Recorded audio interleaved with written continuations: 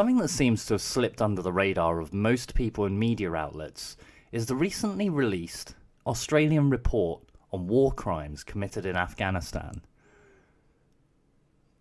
So, Afghanistan War Crimes Report, released by Defence Chief Angus Campbell, includes evidence of 39 murders by Special Forces.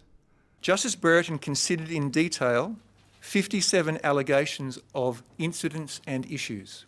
Those alleged to have been unlawfully killed were all people under control, in lay terms prisoners, farmers or other civilians. This shameful record includes alleged instances in which new patrol members were coerced to shoot a prisoner in order to achieve that soldier's first kill.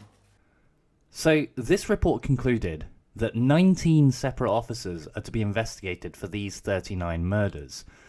Now, these weren't in self-defense. The people they killed weren't enemy combatants. They were civilians who happened to be in the wrong place at the wrong time. The thing is, though, it's actually the Western forces that were in the wrong place at the wrong time. So, we shouldn't still be in Afghanistan. We shouldn't have been there in the first place. This occupation has continued uninterrupted for 19 years.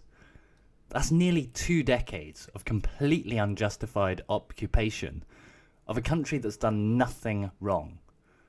Nothing at all.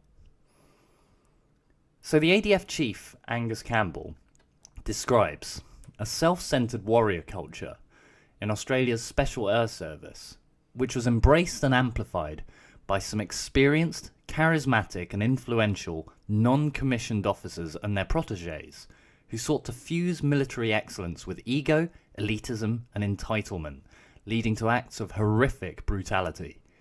In this context, it's alleged that some patrols took the law into their own hands. Rules were broken, stories concocted, lies told and prisoners killed, says Campbell. The Brereton report also found evidence that junior soldiers were required by their patrol commanders to shoot a prisoner to achieve their first kill, in a practice known as blooding. Troops carried throwdowns, foreign weapons and equipment such as pistols, small handheld radios and grenades to be placed with the bodies of enemies killed in action for the purpose of taking photos. This practice eventually was used for the purpose of concealing deliberate, unlawful killings. Now, I don't have to say much about that for you to see how horrific this is. People actually going out of their way to take selfies with these dead bodies, and not only that, but planting evidence to try and justify the murders. Christopher Knaus wrote the following in the Guardian. One of the more disturbing alleged incidents canvassed in the documents released on Thursday comes from prior work by military sociologist Samantha Kromwitz, who had the job of examining Special Forces culture and began to hear disturbing allegations of war crimes. One soldier told her, "Guys just had this bloodlust. Psychos. Absolute psychos. And we bred them." She heard one allegation that 2 14-year-old boys were stopped by the SAS, who decided they might be Taliban sympathisers. Their throats were slit. The rest of the troop then had to clean up the mess by finding others to help dispose of the bodies, Kromwitz reported. In the end, the bodies were bagged and thrown in a nearby river. Her work eventually triggered the Brereton report. So you don't need me to tell you that the Western regimes don't have any right to stay in that country. As I said earlier, we should have never been there in the first place. And now it's time to get the fuck out.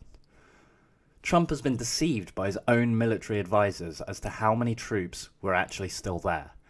So that's the military-industrial complex actually lying to the US president in order to maintain a presence in a foreign country they have absolutely no justification for being in. The entire culture of imperialist Western forces in foreign countries has bred an ugly, vile monster that it seems can't be put back in its cage. It's attracted the most heinous of people to commit the most heinous of acts. And the thing is, some of these people aren't in and of themselves bad people, but rather they've been swept up in a frantic wave of aggression completely encouraged by the culture. Rather than training these soldiers the importance of honour, it seems that they've been given guns and told to point and shoot at anything they deem a threat.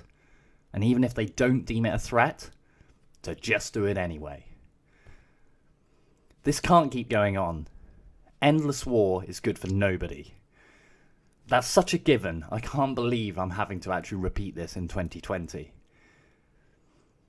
Here's a clip from the Empire Files regarding this endless war.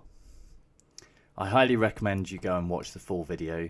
I've put the link in the description.